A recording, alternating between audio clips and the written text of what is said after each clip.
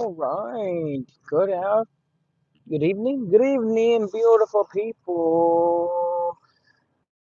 Good evening, beautiful people. So, what can we talk about today? Today, we've done this and we've done that, and we've done this and we've done that. You know what I want to talk about today? Anxiety. Anxiety has been one of those things that I've been talking about all weekend, and sorry, one of those things that I've been talking about all weekend, and it doesn't change the fact that it's happening. So, anxiety is not fun. It's one of the worst emotions that I know. And I wish there was a way that we could get rid of it completely, but it's not like that. If we read back in the scripture, it says, "Cast all your anxieties onto me."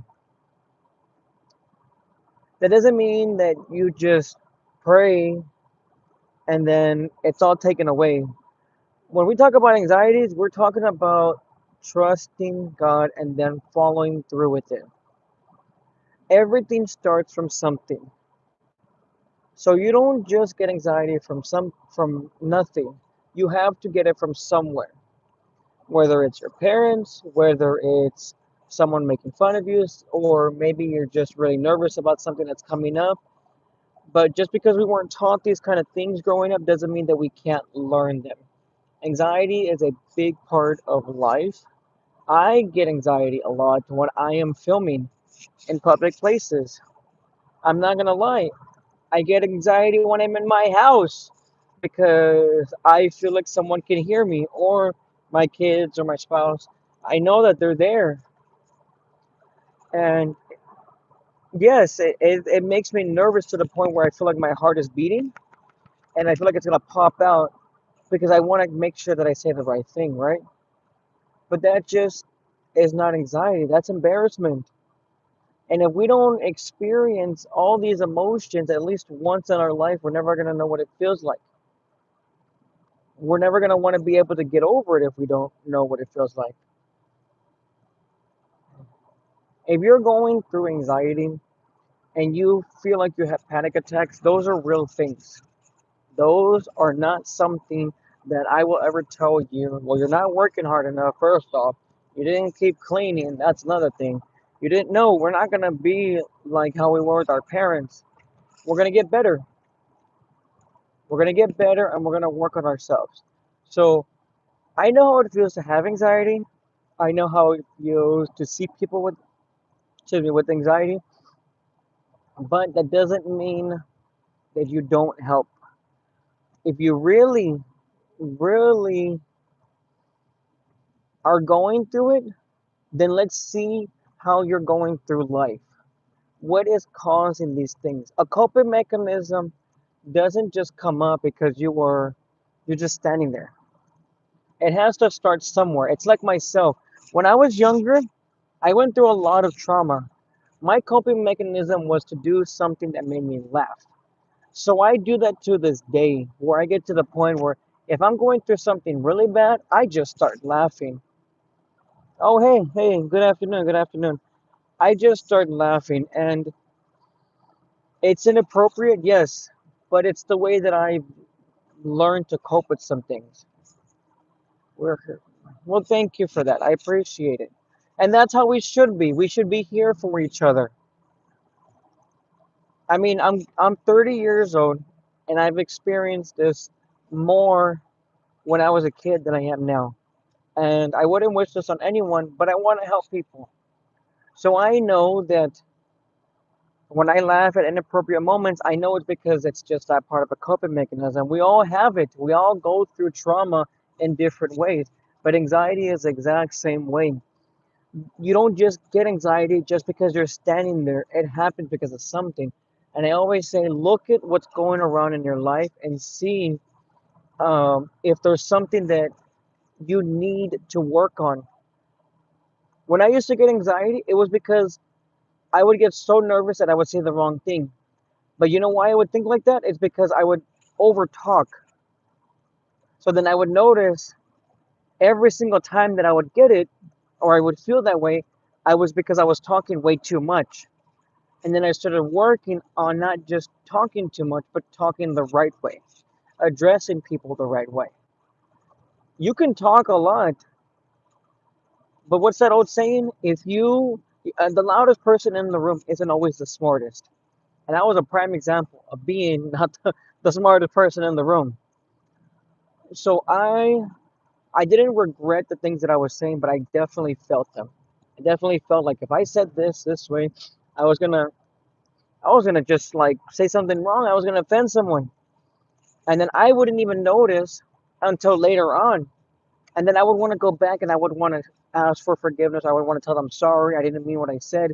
People would take it the wrong way, and I wasn't trying to be that way. I appreciate it, but I'm not a therapist. No, um, I just been through a lot, and I'd rather help people who have or are going through something because as a man, you're still going to get it. You're going to always feel something. And as a child, as a boy, you were told, get over it. You were told, that's not real. Or I didn't grow up with that, so that doesn't exist. You need to clean more. You need to do something. You need to go outside. You're on your phone. It's just how it was growing up, right? And no matter what we go through, we're still going to feel it somehow because we're we're pushing it down so much that one day it comes back up at the worst possible time. It comes back up when there's someone who actually wants to be in your life, who wants to be there for you, who wants to support you, understand that you're going through something, and wants to help you. So there's a lot of things that we go through when we're thinking about anxiety and those type of emotions. But if we keep bottling it up, it's gonna come out at the worst possible time. I've heard of people who are way older than me, twice my age, 60, retiring. They've never dealt with their anxiety. And you know what they do? They have a midlife crisis at 60 years old. They leave their family, they abandon everything, and just leave. Like that's just it. And it's sad because that's what their parents taught them. So that's all they know. We shouldn't be okay with what our parents taught us. We should be wanting to do more. We want a bigger house. We want a better house than our parents had. Okay, that's good. You want better finances than your parents had? Okay, that's good. But we also want to work on our mental health. And no matter what you're going through, if it's now or 10 years from now, if you don't deal with it, you're never going to be okay. I was a prime example of it. I was consistently making excuses why I wasn't okay, and I was blaming other people in my past for why I wasn't okay. It's not my fault I got hurt, but it's my responsibility to work on it. That's not fair, right? Of course, it's not fair, but it's just how life is sometimes. And no matter what you're going through, I know that you're going to come out of it and you're going to be better than ever. Hello, good afternoon, everybody. So, I don't know what you're going through, but if you feel like you're going through something, I have if you check all my links on my bio, you'll find on Instagram. I have a channel set up there where we can talk and we can discuss things like this. I try to come on this live at least 3 times a week so that I can help people who are just randomly on here. But if we want to start building a community to actually help each other, then that's where it is. And that's what I want to do. So if you want to join me there, go to my page and you'll see it there. Or you can go on my story and it is there. Out of the millions of things that I share, it is there. And I try to share as much as I can.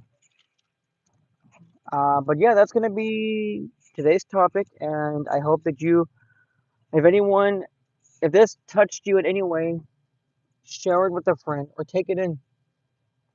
Consider looking at my stuff on my links. And you guys enjoy the rest of your night. I will see you tomorrow. God bless you guys.